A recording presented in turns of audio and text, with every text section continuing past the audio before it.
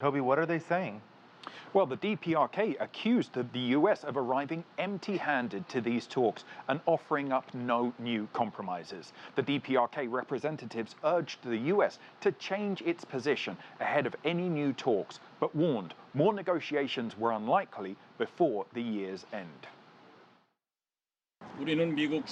We suspended the negotiations in our judgment that the U.S. is not practically prepared for the negotiations.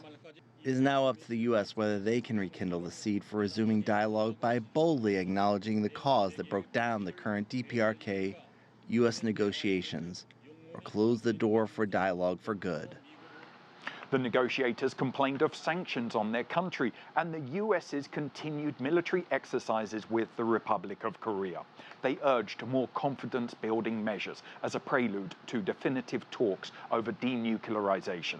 The US State Department issued a statement denying the DPRK's complaints, calling today's meeting a good discussion. The State Department also said it had accepted an invitation from Sweden to return in 2 weeks' time for further talks with the DPRK. Now, there are reports that the United Nations Security Council may meet early next week to discuss the DPRK's latest missile test. And of course, we'll be watching that Security Council meeting. Toby, the DPRK had taken a harder line in recent public statements on these talks. Indeed, tough talk and tougher action. The suspension of these talks comes days after the DPRK's first underwater launched ballistic missile test in 3 years. That test was widely seen as putting pressure on the US to make sure these talks were successful. And the tests followed a disappointing summit in Vietnam earlier this year, where the two leaders were unable to finalize a deal. And indeed, the DPRK has suggested it may end talks completely if they don't soon produce results.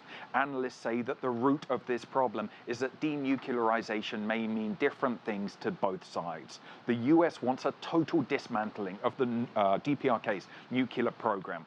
The DPRK may believe it can keep some of its current nuclear stockpile, but would vow not to produce any more in return for aid from the rest of the world.